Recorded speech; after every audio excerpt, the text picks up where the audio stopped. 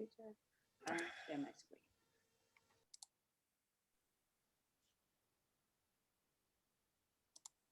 Okay, so this is my presentation this evening, yeah?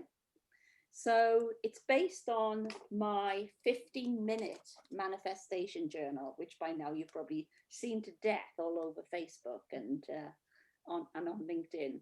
And it was quite funny because, you know, talking about manifesting, I said to Karen, I want to make it a bestseller, Karen. I need it to be a bestseller, yeah? So we decided the launch date was going to be February, which is a really tight time scale. And then it was a matter of the launch date was Valentine's Day, and you'd normally think, oh, I can't do that, it's Valentine's Day. No, from the moment I woke up that morning, I was on it like carbolic, yeah? My head was totally focused. If somebody had a pulse, they had an email off me, or they got a Facebook, or they got a LinkedIn, come and support me, yeah? So that was quite interesting. First of all, it's almost like as though we forget that we've got lots of friends, yeah? We tend to think of business and work. We don't recognize we've got friends who would love to support us, yeah? And the fact you're putting it out there saying, you know, please can you support me? It's only £8.88. Please support me, yeah? So, and that's what manifesting is, asking. And, you know, yes, you can ask the universe, but why not ask people to support you? So, yeah, so I was on it like carbolic. So we got it up to number 27 on the strategic management chart. So can you tell us a little bit, Karen, about how this works? Because I know there are lots of people online who want to publish books. So how do people hit these charts? How do they work out the numbers? Okay, well, with Amazon, they and update it on an hourly basis how many sales people have got. So they just calculate it, and then it goes into whatever niche you have, and then the group, and then it just gets bigger and bigger. So it just literally depends on how many books you sold in the past day, 24 hours, and they just update it. So it will take a wee while once the book has been live for them to recognize the sales. But once they do, then,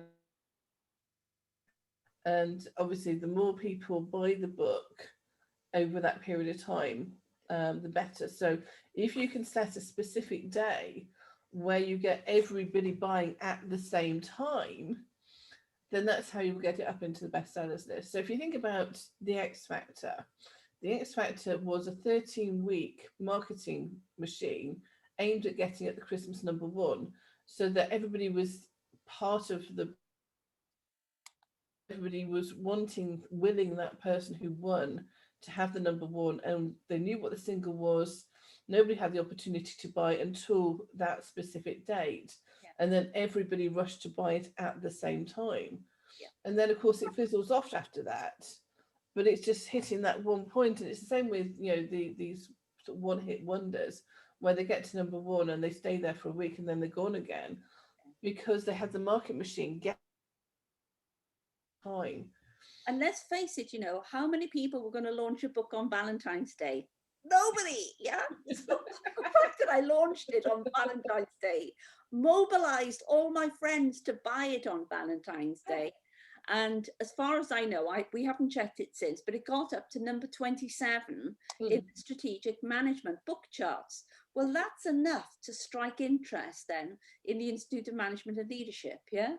Oh, wow. So already they've agreed now to do a book review that'll go out in their Edge magazine. That's a global magazine. Yeah. Yes.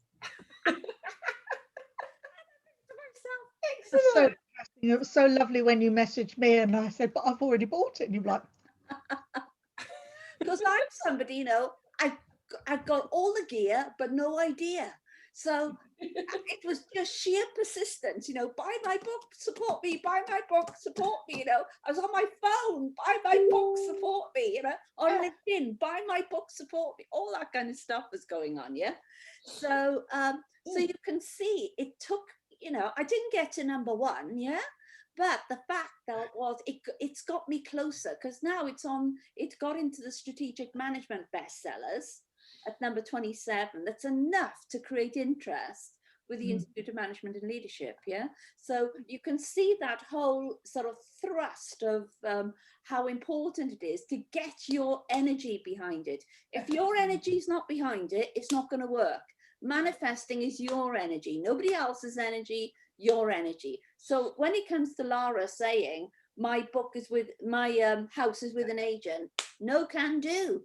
Sorry, Can Deb, I- but go your No, finger. no, I just looked at your page, you know, where I did my order, and I have you ticked as following.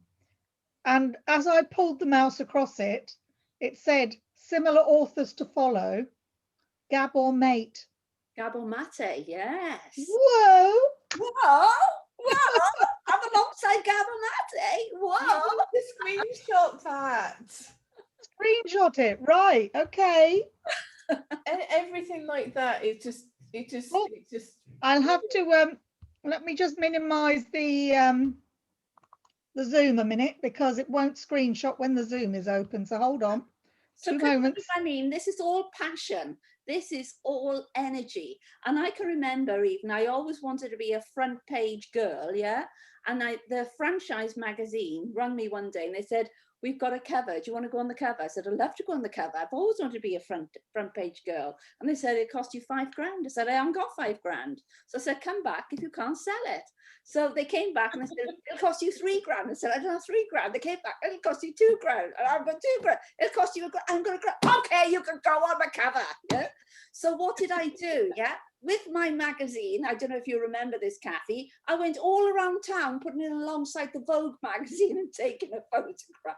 I was taking it everywhere and taking a photograph of my magazine in different places next to all the big brands. Yeah.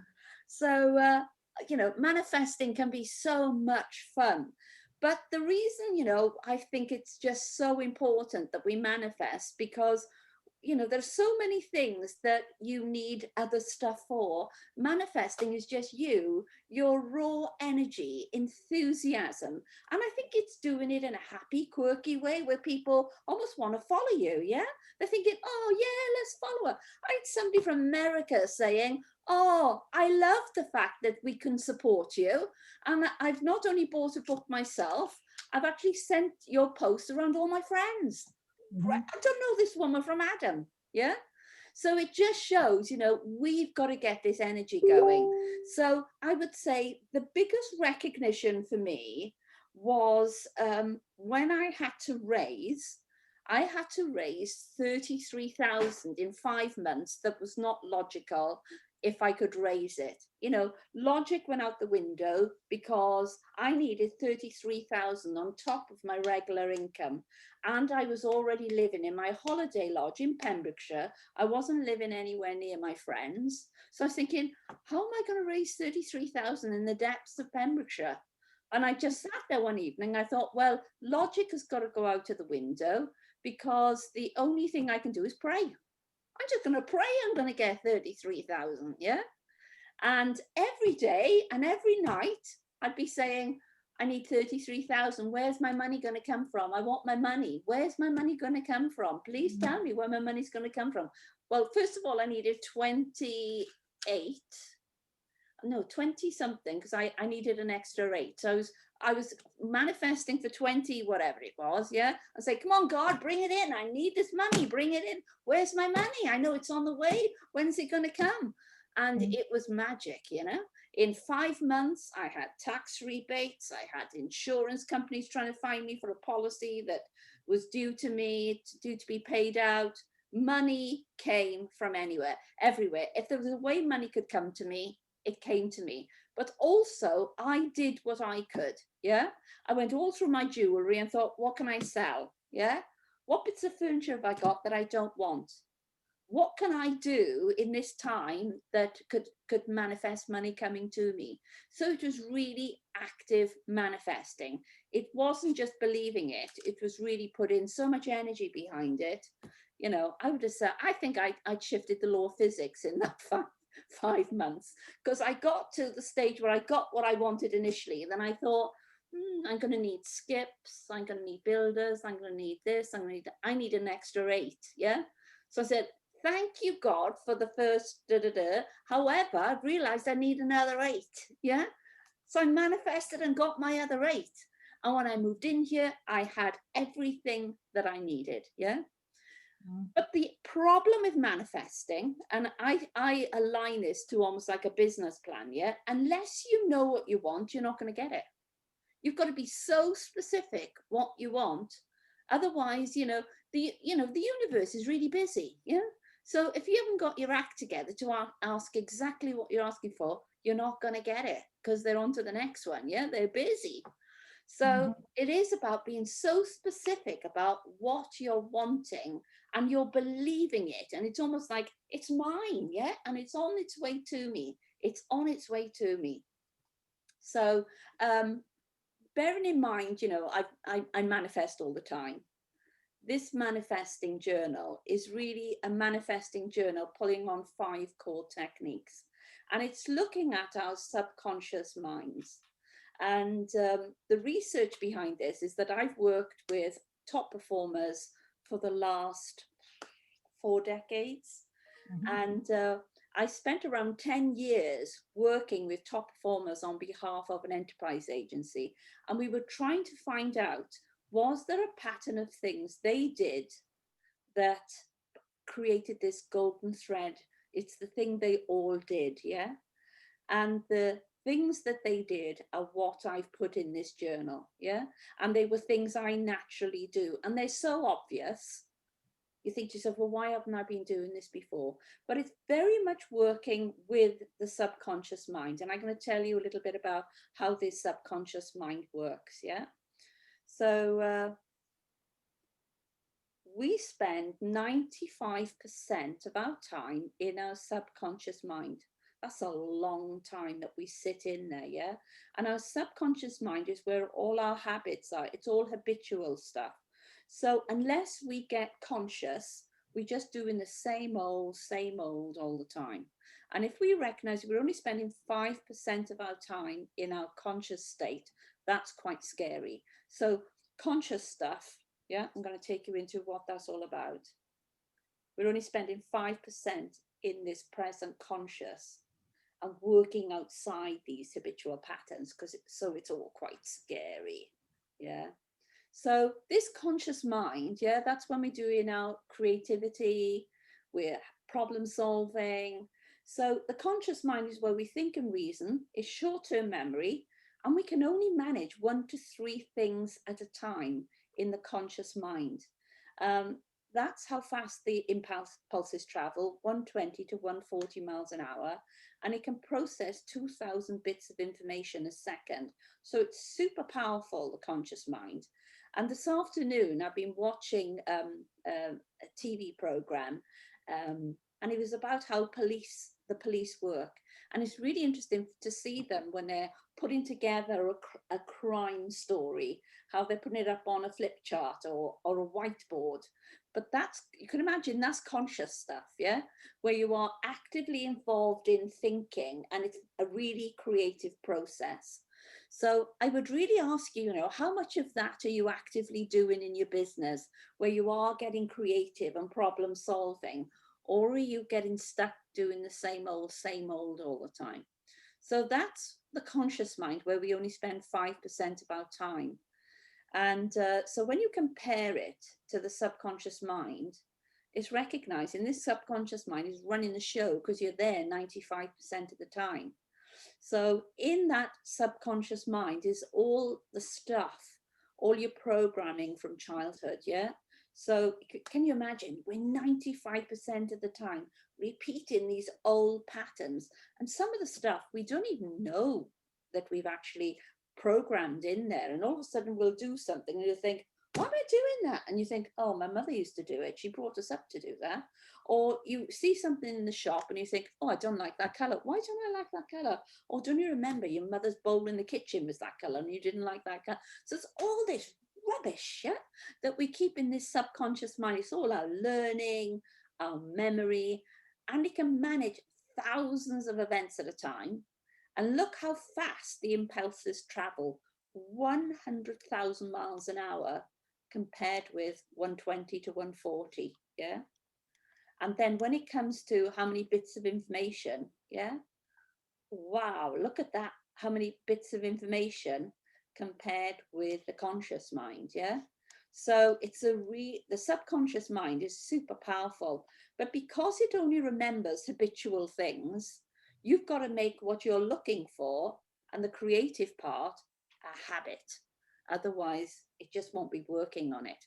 Now, the conscious mind, as I said, we're only there 5% of the time. The subconscious mind, we're there 95% of the time. But the key thing is it never sleeps. So your subconscious mind is still working even when you're sleeping. So it's almost like as though it's got its feet up and its arms crossed, yeah, while you're going to bed. And can you imagine if all you've been doing is on Facebook or watching a stupid movie before you go to bed? That's what you're programming your subconscious mind to think about, yeah? Or if you're into whatever you're reading or whatever you're watching or whoever you're with, you know, crap manifests crap. So if you're going to bed with all this junk going on, it's probably there feeling quite bored as it's sleeping. But if you can get this subconscious mind working for you and churning over, making it believe that it's a habit of what you're doing, it's a habit of what you're expecting, the subconscious mind is going to sleep, working on all that stuff. So let me give you an example, yeah?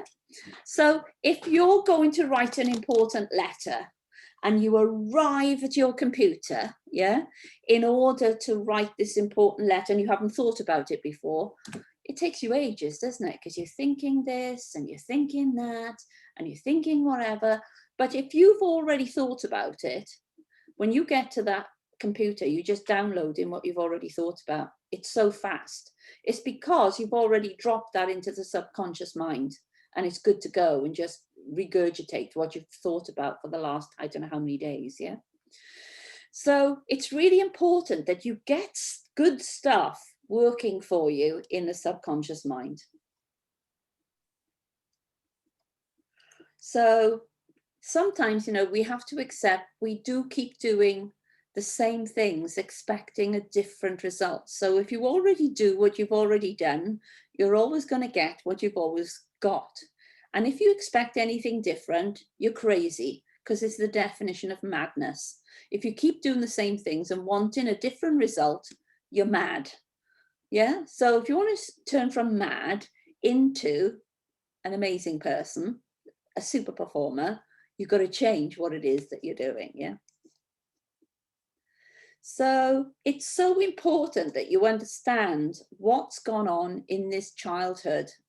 So what have you stored as programs when it comes to the womb program? What's your story? 0 to 6 months, the whole well-being bit, you're doing stuff, you're being stuff, your sense of identity, your skills and competencies, how you're able to pull it together, and how you see yourself as a celebrity performer. Because your lack of competence to sort out your shit means you're going to be incompetent in business. I might as well just give it to you straight, yeah? So if you're a crazy person because of your upbringing, or if you're a crazy person because you can't handle yourself or handle people, you're going to be a crazy person in business. You're not going to suddenly change, yeah? Monsters are monsters in business. If they're a monster in their lives, they're going to be a monster in their business. If they're going to be always playing the victim in their lives, they're going to be playing a victim in their business. If they're forever playing sort of, I've got to save the world. Yeah, those kind of people who are always thinking, it's up to me to save everyone and I'm going to save the world. It's absolute shit, because when they get into business, they never make any money because they're saving everyone. And in fact, saving them all the money and never actually making any money themselves. Or if, I know Kathy loves narcissists, yeah? If you're a narcissist with your wife, likelihood is you're going to be a narcissistic boss, yeah? And so you're crazy at home, but you're also going to be crazy in your business. So it's really important in a way. You can imagine the next time you get your ironing board out, put something really creased on there and imagine it's your brain and realize you've got to straighten yourself out. Yeah. Get all those creases out of your brain so you can be a super performer. Yeah. So it's really important that you work out this stuff that's gone on in your childhood. Give yourself a chance to grow up again, going through different things, so that when you arrive in business, you stand a chance. Because, you know, you can learn skills, but if you're crazy, you're going to be crazy in business. Yeah, if you're incompetent, and you think you can't learn and change, don't go into business. Yeah, get a job for somebody else and screw up their business, but don't use your own money. Yeah. So it's so important you get a handle on what's gone on in the past. And it is about you learning to drive your own bus and not allowing your past to dictate your future. Go, if you look at your past, yeah, if you really took a look at your past and thought, am I going to allow my past to dictate my future? I wouldn't. I wouldn't allow my past. Would anyone allow their past to dictate their future? Do a hands up if you would think, oh, I had a perfect past and I'm going to allow it to run my business. No, nobody would do it. So we got to get a handle on it and realize, you know, we've got to learn to drive our own bus. Yeah. Because there are wider implications, you know, if we don't drive our own bus. So I'd like some sort of tips from you. What would happen if you don't get a grip of your shit? Yeah. And start running your business using your shit. Deb, what would happen to you if you ran your business with all your shit from the past? What's going to turn up in your business? Absolutely diddly squat. What would happen? What would the business look like if you hadn't sorted yourself out? It wouldn't even have started. Why? Because I wouldn't have known where to start, and I wouldn't have had the drive to be driving it and making it what I am. Okay, great. So I'm going to come to you, Lara. What would have happened in your business if you hadn't sorted your shit out? Well, yeah, you wouldn't have the belief to carry on doing what you're doing. I wouldn't be able to, well, I would be projecting. I'd be projecting onto my husband still, waiting for him to come and save me, but no one's coming. Crack on. We've had lots of sessions on this, haven't we, Lara, where sometimes, you know, we think, yeah, that it's everyone else's job to keep us happy. Yeah. And if they don't keep us happy, then we can have a miserable life and it's all their fault. Yeah.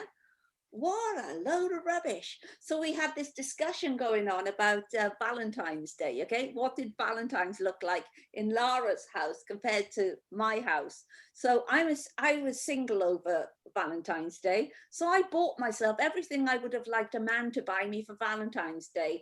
And I was slightly schizophrenic. You know, I was sitting there saying, Cheryl, thank you so much for that, Jo Malone. That's exactly the smell that you like. Oh, Cheryl, those flowers are beautiful. Oh, and that's your favorite bottle of champagne there you bought yourself. We can have such a nice time drinking that. So I made myself, it was the happiest Valentine's Day morning I'd ever have. I wasn't disappointed because I created it all for myself. And so, Lara, do you want to share with people what happened for you on Valentine's Day? Well, it's not just Valentine's Day. It's like birthdays and Christmases, and you know, the girls and Richard are almost like scared because I'm expecting them to work out what it is that I want in my head, you know, because I feel that they should somehow know. They should know, and of course they don't know. And then of course I get disappointed, and we got the wrong mismatch. But of course, you know, it's that realization that actually I have to take responsibility because for myself and you know, I gotta crack on and make it happen for myself, not expect them to scoop me up. And whereas I've always had this notion of not wanting to do a list, or they should somehow know, they don't know. And yes, we can relate that back to instances in my childhood, but yes, no one's coming, crack on. That's right. Because if we're always waiting for somebody to come and rescue us or somebody else to do blah blah blah for us, you might as well learn nobody's coming. Just give it to yourself. Whatever you want, You know, please yourself. Isn't it what I think as women, we're afraid to please ourselves, thinking, oh no, we'll have the dregs of whatever's left. I'll see to me after I've seen to everyone else. So I'm going to come to you then, Kathy. So if you didn't sort out your shit, what would your life look like? Well, you get what you focus on. So if you focus on shit, you just get more of it. What I've got to say on the matter. Right. So over to you, Karen. What would your life look like if you were just, what are the implications if you're not sorting out your shit? Oh God, going really deep, I just wouldn't be here because I think in my 20s, I did everything I was supposed to do. I got married to the man my mum approved of, got the sort of 3-bed semi, had a sort of very safe job, and was miserable as sin. And it was only because I decided to take control of my own life and just almost had a meltdown, breakdown, and just said no, got a divorce and sorted things out, that I got onto a track that has taken me to where I am now. Because if I hadn't done that, I just wouldn't be here. You know, it was just that bad. And so you started driving your own bus.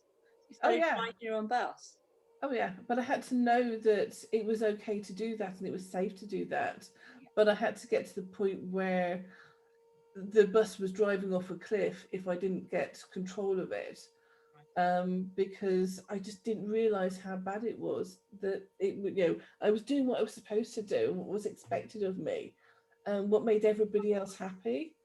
But nobody realized that actually that's not what was for me. You know, I wanted something more than being just someone's wife who is there on a Saturday cleaning the house while they bugger off and have a great day out with the lads. You know, it just wasn't enough. I wanted much more than that. So it's taken me a long time to get there, but I got there in the end. Yes.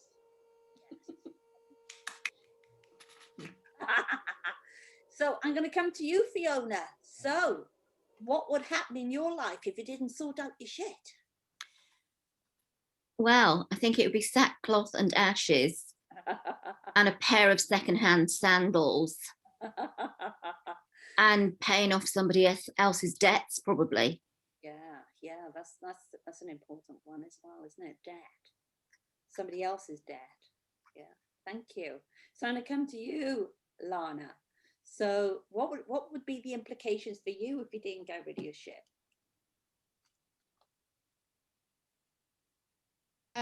Oh, right. So, yeah, it wouldn't be good. Really wouldn't be good. And I've crashed my bus several times, you know, so hopefully I'll try and avoid a further future crash. You know, because there are wider implications as well, as far as, you know, our energy and our DNA, because, you know, DNA likes to be kept happy. It doesn't like depression. It doesn't like misery, because, you know, it stops the healing process. I can remember feeling so sorry for myself when I was married, first of all, and I was thinking, it's up, you know, why isn't he keeping me happy? And I would even cry and then go to the mirror in the bathroom to see how ugly I looked because I was crying. And I'd be looking at my face saying, look how sad I am. He's made me so sad, yeah? And the crazy things that we do to ourselves, as opposed to just keeping ourselves happy and focused and well, and looking at the positive as opposed to the negative. And of course, it affects all our chakras as well. So, you know, we can create all sorts of blockages. So, Lana, you're the expert on chakras. What happens, you know, if we just, you know, lock down when it comes to our energy and our health?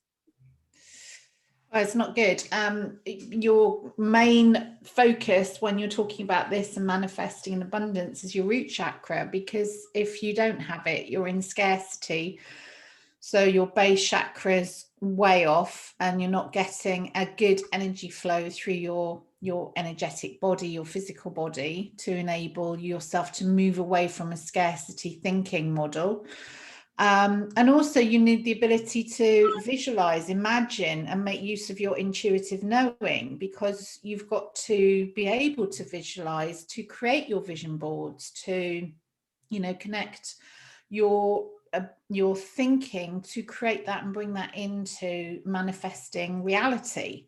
So it's just really important to spend time, you know, just making sure that you're in a place of peace in order for things to keep flowing. So, and when you think of the root chakra, that's all about love, you know, loving yourself, loving your environment, loving your surroundings. And if you've fallen out in love with yourself or other people, you know, how's that affecting any kind of blocked energy you might have?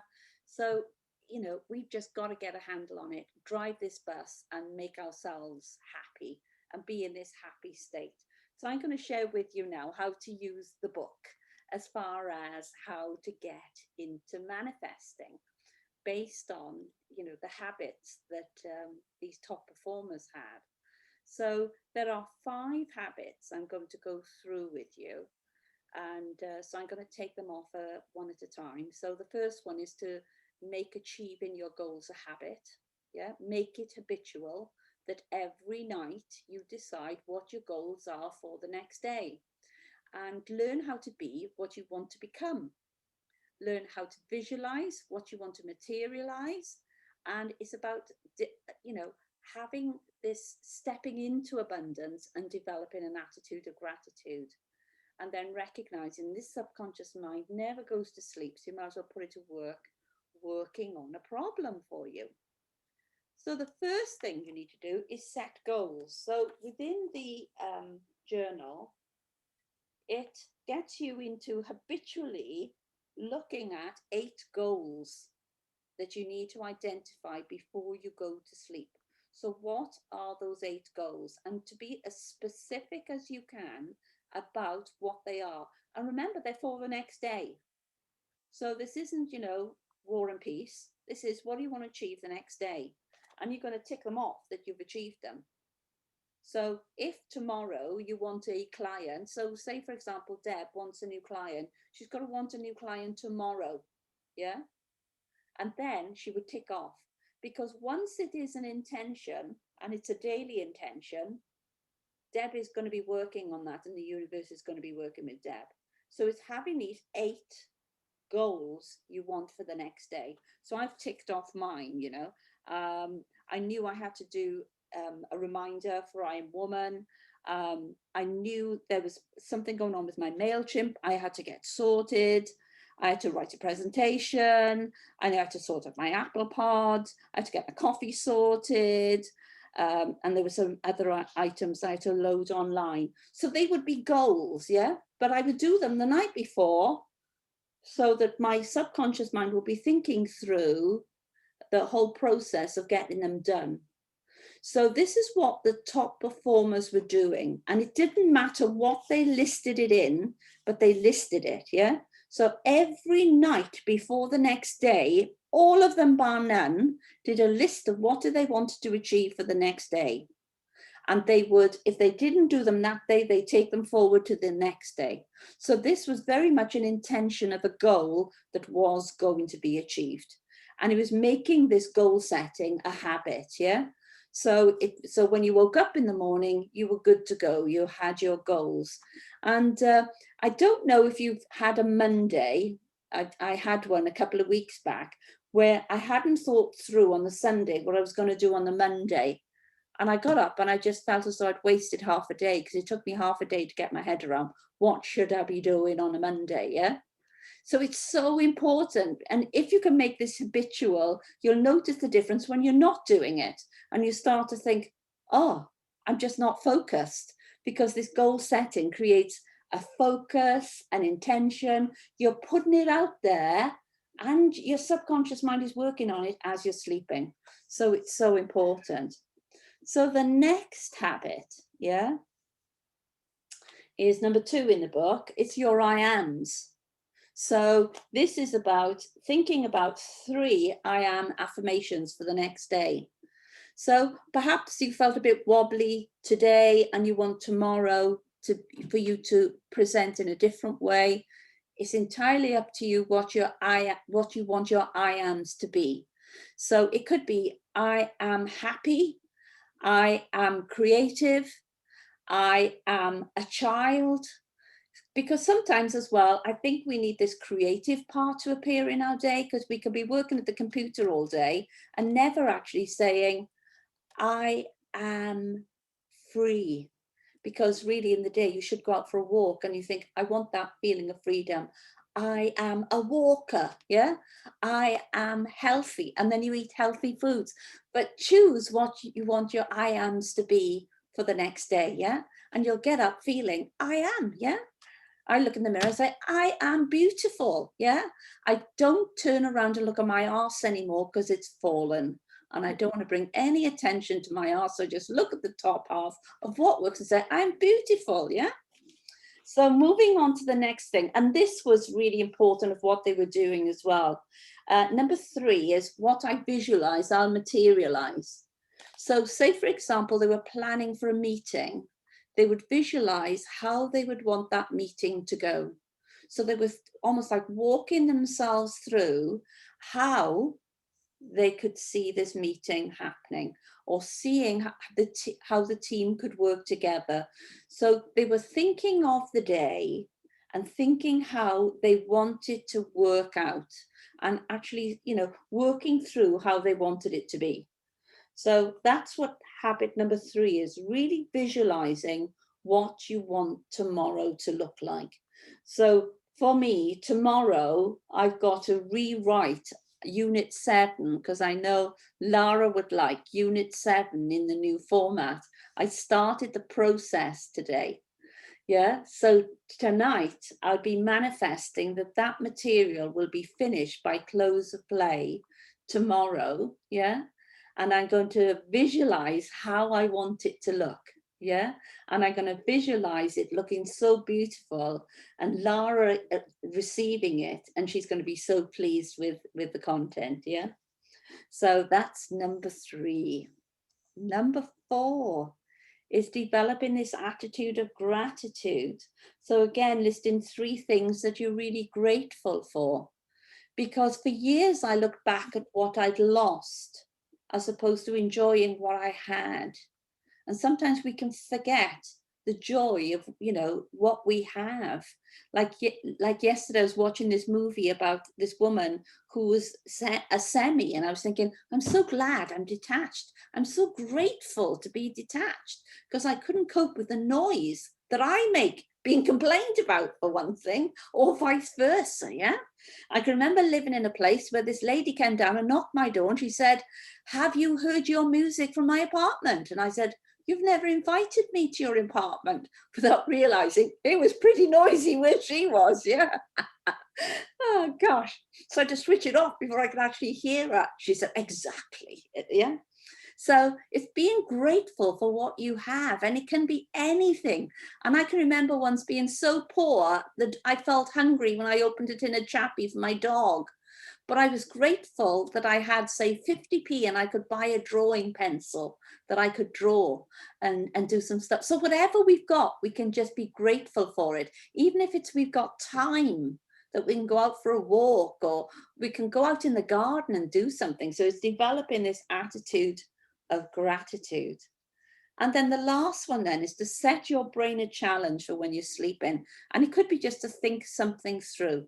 What is it that you can get your subconscious mind working on as you sleep? What is it that you've got to overcome, or you've got a problem you want to resolve? So what is it you'd like to work on? Because it's going to be awake even when you're sleeping. So these are the 5 habits top performers have that they were doing. You know, when we looked at all the traits, these were the things they were doing. And so, you know, I did this research about 20 years ago, and it's just been a habit for me. So if you can make these 5 things your habits, your performance is going to uplift beyond where you are now. You're going to transcend where you are now, and you're just going to go to another level. Because if every night you are really thinking through what you want your goals for the next day to be, you're going to have 8 goals achieved every day. 8 goals every day. So imagine the difference that's going to make to your life and to your business. It's absolutely amazing once you get into this mindset. So just to review, you know, these 5 habits, seeing them all hang together. It's about, number 1, making achieving your goals a habit every night before you go to sleep, and choosing 8 of them. And, you know, they don't have to be massive. They can be almost like, some things might be on a to-do list, but it's knowing you're going to achieve them the next day. And then learn to be what you want to become. Those I am statements, those 3 I ams, what are they? And then visualizing before you go to sleep, how is this day going to just pan out? Yeah. And number 4, then stepping into abundance and being really grateful for what you have. And then number 5, you know, getting your subconscious mind to work before you go to sleep. And then you can be manifesting as you sleep and achieving awesome results. So, any questions? I'd like to take some questions. Could it be you might have problems, you know, with the time part? Could it be that you don't know what to manifest? So over to you. I'd love to take some questions from you. Who's going to ask the first question? Don't all shout at once now, okay? So please, somebody ask me a question. Kathy.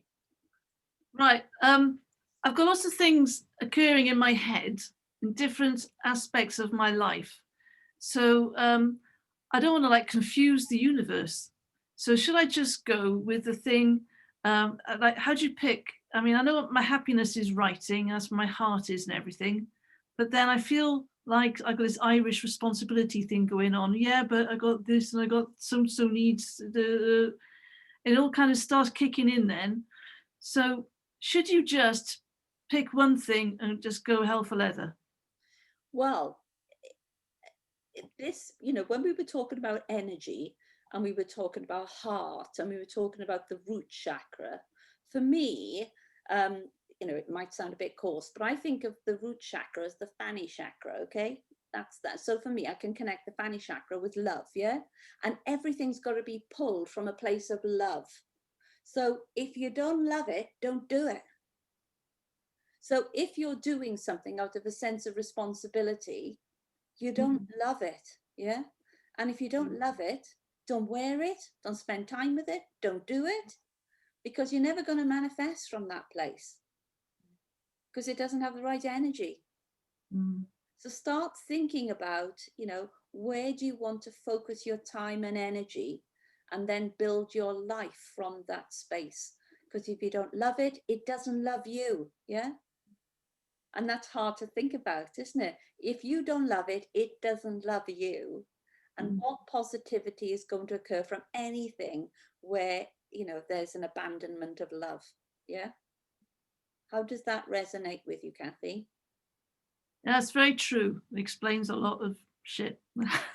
So what is happening then? So you've got something you don't love, but you feel a responsibility to do, yeah? But what's the energy on that, 0 to 10? About a 1. Right. And when it comes to the things you do want to do, what's the energy on that? A 10. Well, you know, you've answered your own question, haven't you? Thank you. Yeah. How will you go forward with that information?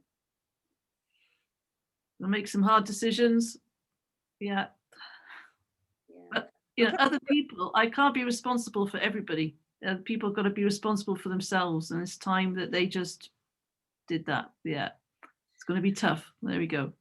And with this bus analogy, I can remember when I first went into personal development training, I thought of this driving along on a big red bus, but realized I'd spent my life until then actually sitting on the back seat with a nutter driving the wheel, and it wasn't me. Yeah. True. And I decided I'm not getting on a bus with a nutter ever again. I'm going to be the driver, and I'm only going to take passengers that are nice people. Yes. Yes. I'm only going to have friends on my bus, and those people I don't like, I'm going to stop the bus and say, get off. Yeah.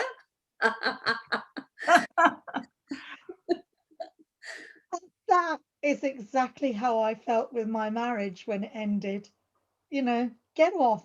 That's the end of the bus. That's the end of the journey. I can't do that anymore. I'm doing my own bus, and you can go do your own stuff. But you could have held a sense of responsibility, thinking, I've got to stay in this marriage. Da, da, da, da, da. I did. I Yeah. did. Before I had that realization, that's exactly what I did. So Because what was the I allowed others and what I perceived as their judgments of me to stand in the way of me walking away a good 15 years before. and what was the tipping point that made you say no more? Car accident. Right.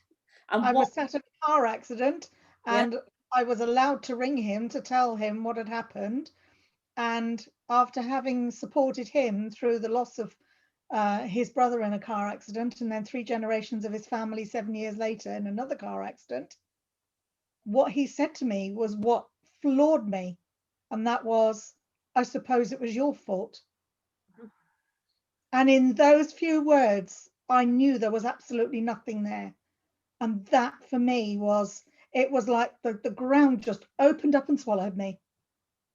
And that was it. I just shut off, end off. It's not happening anymore.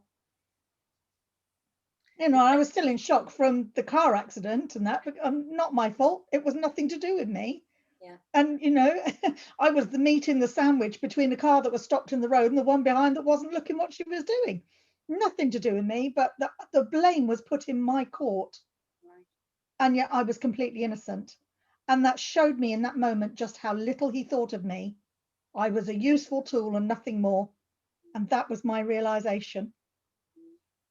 And I think we all get to those realizations. It could be a car accident, it could be illness, it could be anything. Yeah. And then you take a long look at your values and what's really important to you. And then you think, hang on, I'm not responsible for anyone or anyone's happiness or anyone else. I'm responsible for myself.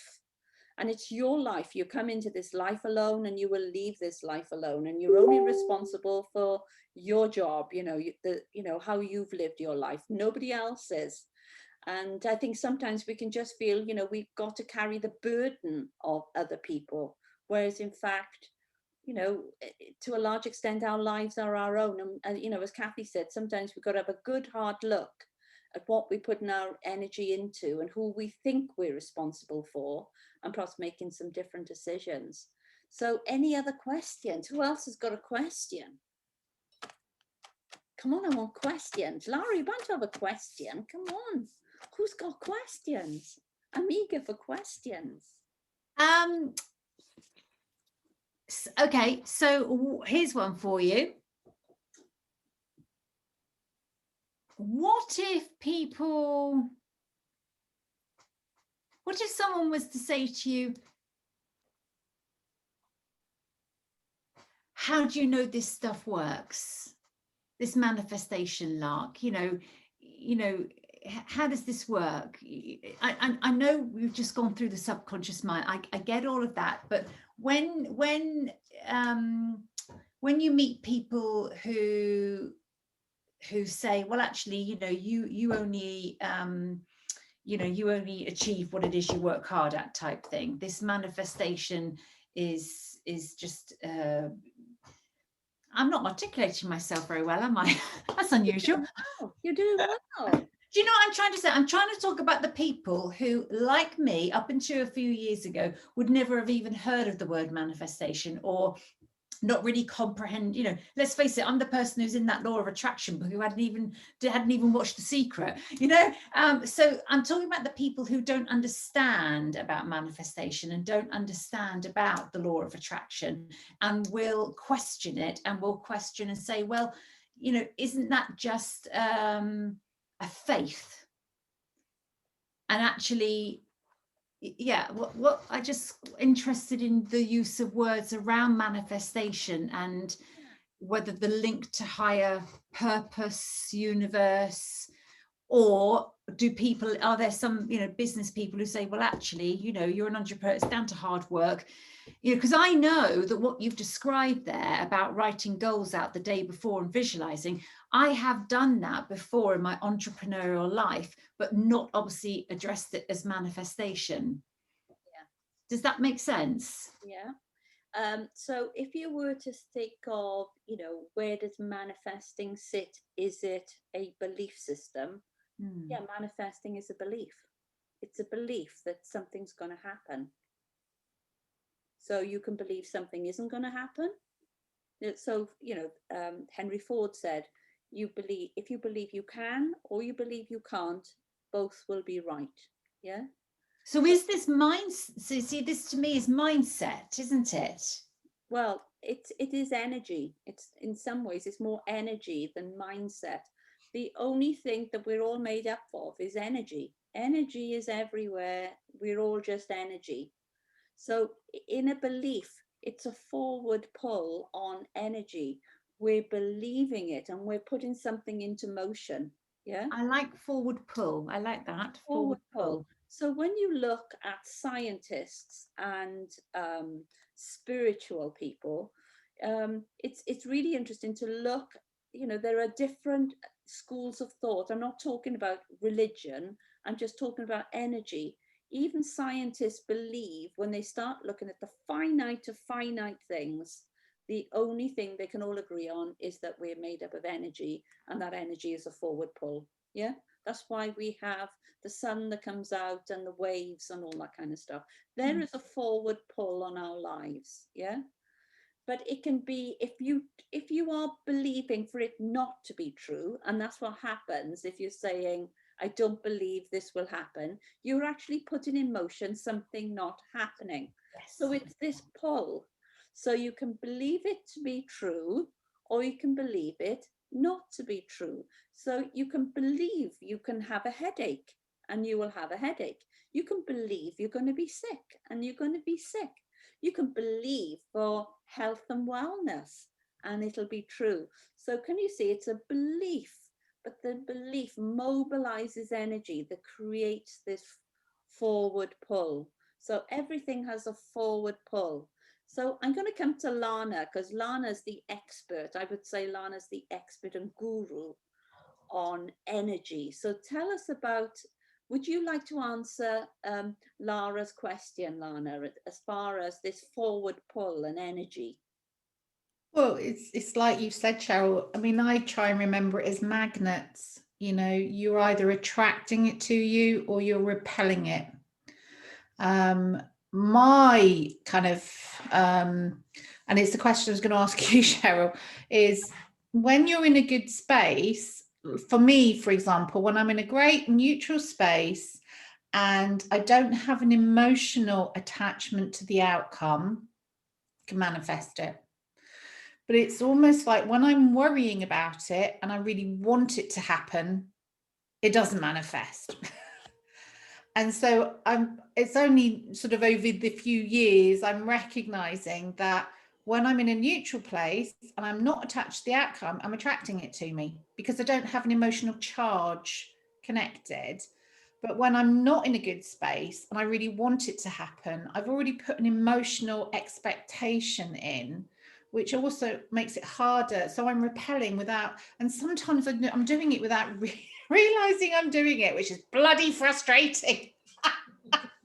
So, it was going to turn into a question to you, Cheryl. What would be a good tip to get out of concern and worry and that emotional attachment back into a place of neutrality? And that in some ways relates to when you're coaching somebody, because you can see somebody locked in frustration in their wanting to achieve their goals. And as a coach, then you have to work with somebody to get them into a good thinking space, a healthy thinking space, because I always believe we have all our own answers. Yeah, we all have the capability of doing so much, but sometimes as a coach, it's getting the person into a good space. And Lana and I have worked quite a lot, over the years with one another. And I know sometimes I've seen Lana come on screen and she's in a bad place, but Lana's convinced she's in a good space. Yeah. And we almost leave the session, I feeling Lana's going to thump me. I feel as though she's going to get a doll and stab it, And it's then afterwards, Lana comes back and then says, oh, I realized, I was in a really bad space, wasn't I? So sometimes we're in bad energy, yeah? And that's why I think it's so important to surround ourselves with people of a good energy, yeah? And you can tell as well, by people's vibration. because that's really important. Is remember, we need a high vibration. We don't want to be down here, you know, on our belly with the snakes. We want to be up here with the butterflies, yeah, being really super creative and productive. So I would say as well, you know, if you find you're in a really negative space or worrying about things, surround yourself with people who are going to uplift you, give you confidence, you know, give you those inspiring words you might need. Or you know, I know when Lana and I get together, which is very rare, we're forever sort of knocking off one another, you know, get really excited about things. And it's so funny because, you know, not so long ago, I shan't say when, Lana and I got together with Lana's partner, and you could see Lana and I were at a different energy. Yeah, and we would go, woo, you know, we were up there, creative, all this kind of stuff. And your partner really didn't stand a chance, did he? Because he was trying to pull us back down to earth, you know, think about it, you should be worrying about this or worrying about, we were, no, we're up here, yeah.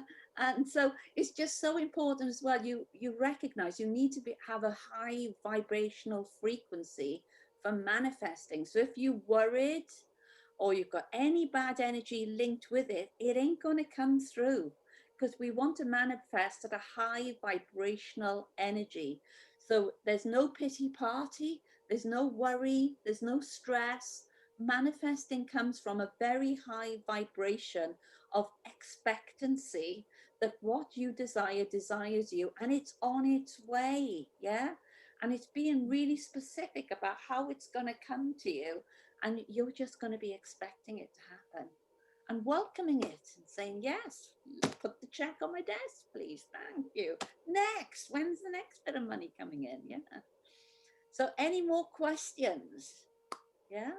I'm just going to do a round robin then to see who's got what out of this session and how they're going to put it to work.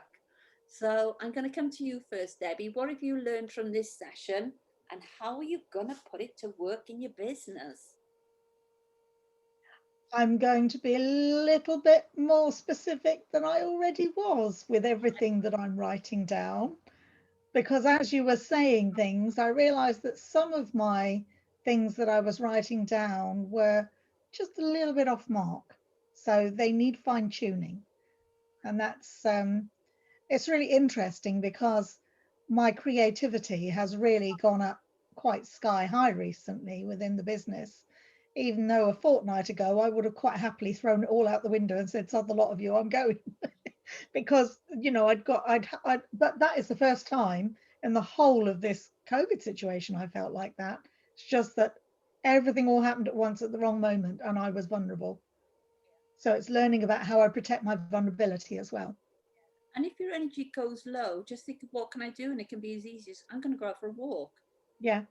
And that's exactly what I did, actually. I went out and I got soaked to the skin. Poor dog wasn't happy. Yeah. Or just a gossip or a glass of wine or just silly TV or whatever, you know, but do something to get it up again. Yeah. That's right. Thank you. So over to you, Lana. What have you learned and how are you going to put it to work? Well, I've learned the affirmations I like. So I forget, because I do affirmations, but I can spend my affirmations can be sitting there for months. So it's actually is a really lovely reminder to say, well, actually you can change these every day. For it to fit where you're wanting to set your intentions and stuff. So yes, I'll be changing my affirmations on my phone. Like one of the affirmations I used last week that I've never used is that I'm going to do it afraid. Because I knew there was fear there, but I thought I'm going to do it anyway. And I know I'm going to do it afraid, and I'm still going to do it. Yeah. I'm going to do it afraid. Just do it. Yeah.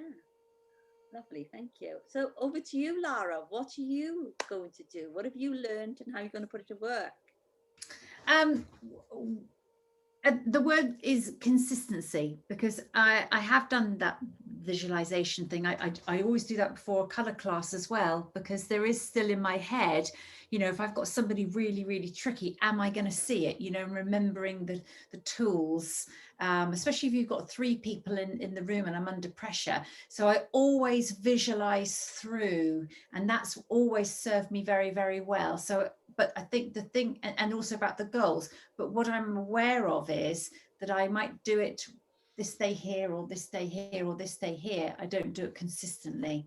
So actually to have this by the bed and to do it every day, whether I have a colour class or not, whatever it is about, will just refine that, and should make me just a bit more sharper. And I think it is easy at the moment for us to, although my days are full, they're a different type of day than they were a year ago, aren't they? And every day feels a bit like Groundhog Day. So actually, the one thing that I do feel I've lost in certain respects is my sharpness, if that makes sense. There are days when I'm very productive, don't get me wrong, but that sharpness, that overall sharpness, and I'm looking forward to being consistent and it bringing that sharpness back.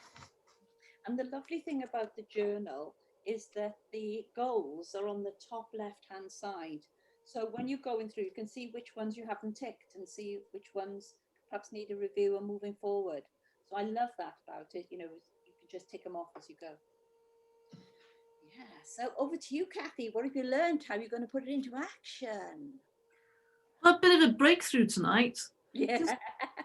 Listening to you and thinking about what goals I would set for myself and only myself, I feel in my core really strong and grounded and happy to do, and really like, nothing is impossible. Everything is doable and everything is quite easy and everything's sorted. And I realized that I'm letting a lot of other people's negativity rub off me and that be a reflection of who I am. And it's not. Yeah. It's not. That's their shit.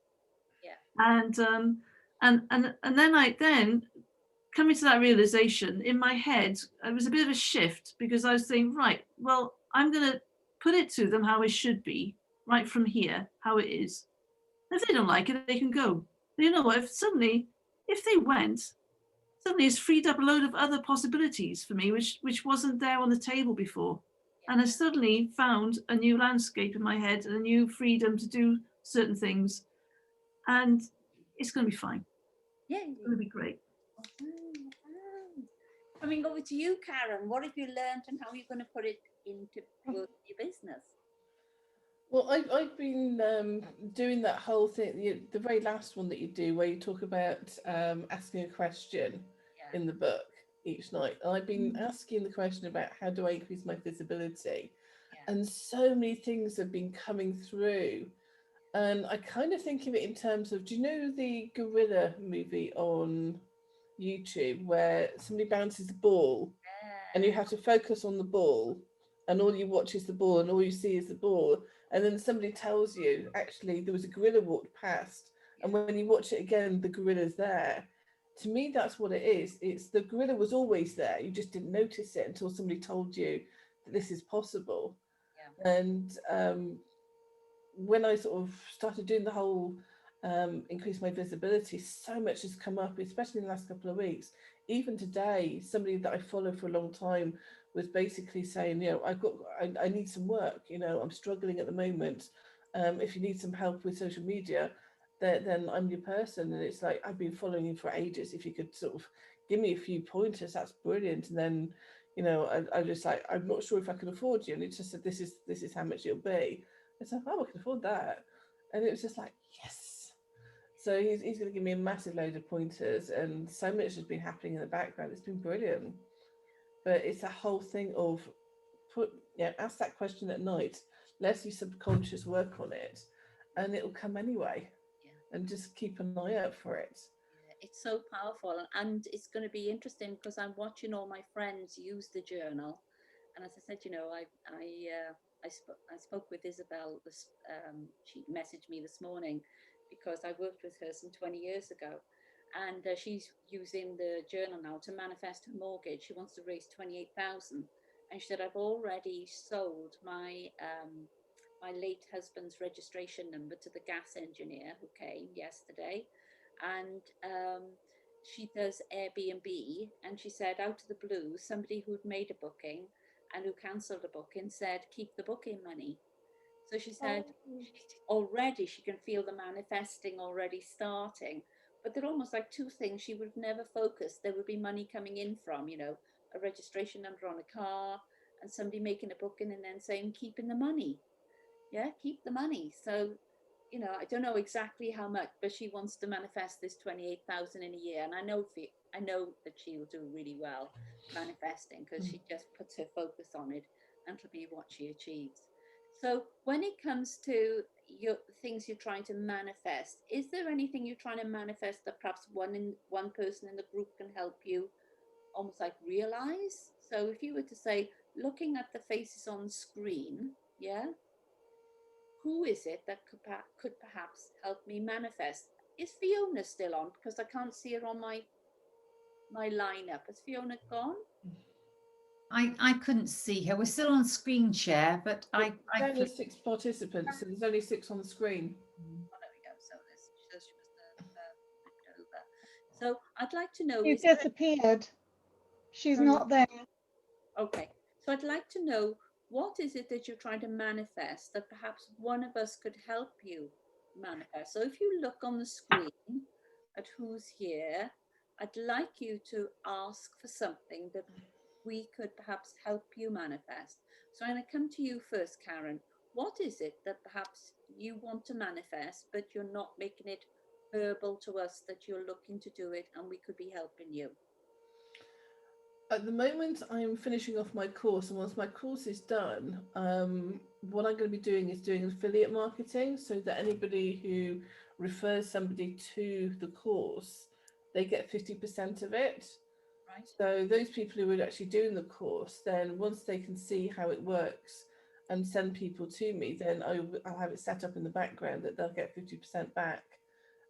So hopefully with that, then I should manifest my mortgage, my 6K year. Okay. So how do people do that for you? Once the course is done, and this is where I get to sort of have a kick at the backside and get it finished, then I think it will be that the people on there, once they know that this is a possibility, they'll get on board with it, and then they'll share it as well. Okay, so I'm in. I can do that. I can sell for you. Yeah. How can we put our hands up for Karen who can sell? Yeah. Lana, can you sell? Yeah. So we're all in. So there we are. You've got 5 people ready to go. Yeah. And Yeah. I mean, the affiliate is 50%, and the course is €200, or €400. So each person you refer who signs up, you get €200. There you go. And So we've all got social media some money as well. platforms. Yeah. We can all be getting on with it. Yeah. Yeah. There we are. Well, we're in. Make some money. I mean, you just need to tell us how you want us to do it, so that we have guidance to do it right. Yeah. Yeah. And we'll all learn what it's like to be an affiliate as well. Yeah. Because we could be looking at setting up affiliate programs. We could think, oh, I'm learning how Karen's doing it. I'm an affiliate of Karen. Or if I want affiliates, I've got to do something similar. Yeah. So there we are. We're in. You've got 5. So I'm going to come to you now then, Kathy. What is it that we could be helping you make real? Right. Well, I'm very excited about what Karen just said, because I like writing little articles, positivity and stuff. And I do get followers hopping on, and I talk about writing and what writing does for you. So if I could just put a little affiliate link there, happy days. Yay, there we go. Well done. So what do you want, Kathy? Me, best-selling author, mate. Okay. So how can we help you to become a best-selling author, apart from the fact you're going to do it via Karen? And what can we do? Well, I wouldn't mind.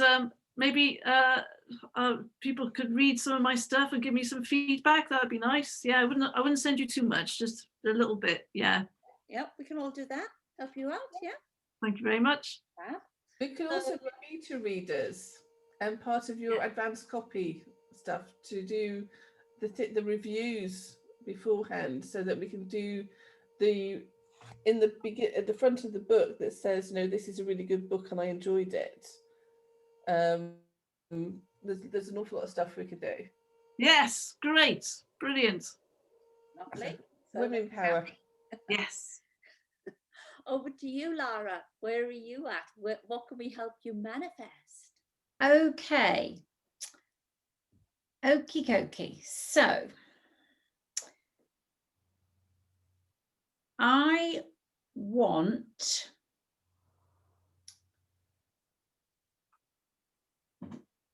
I want 1K followers or more on Clubhouse by March the 14th, 2021, because I want them to be in my new Believe to Achieve community.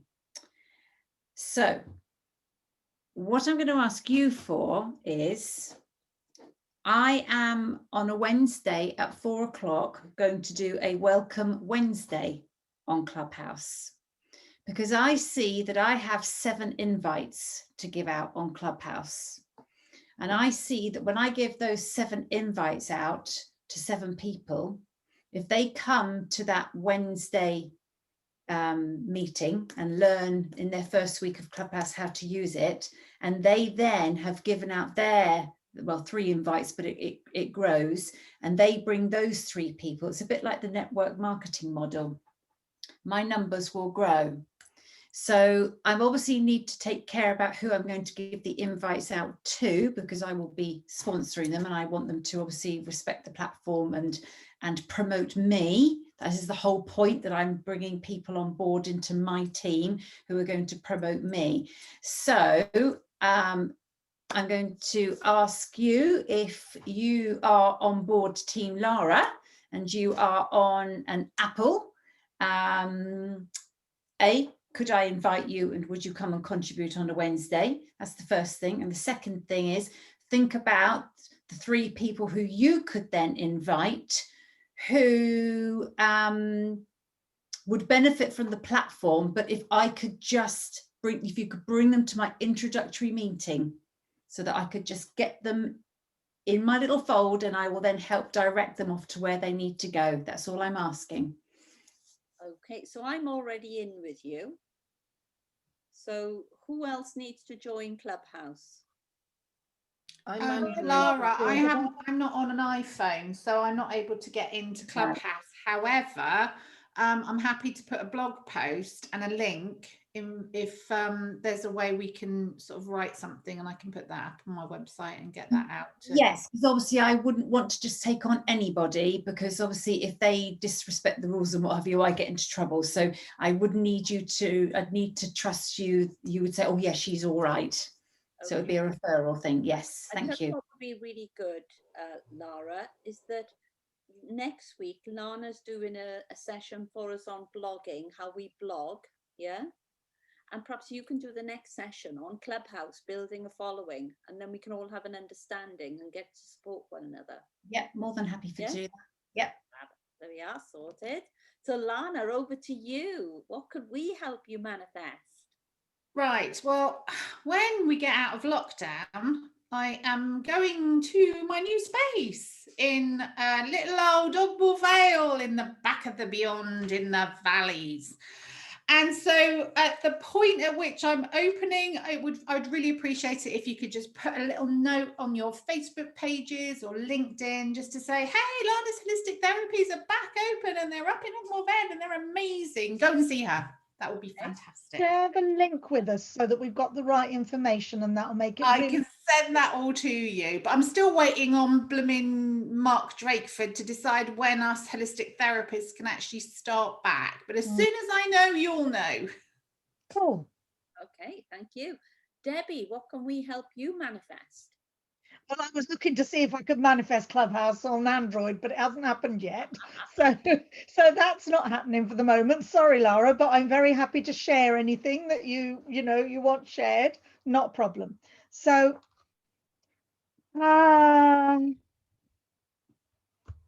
root chakra is very interesting because mine's taken a real battering over the last few years, one way or another.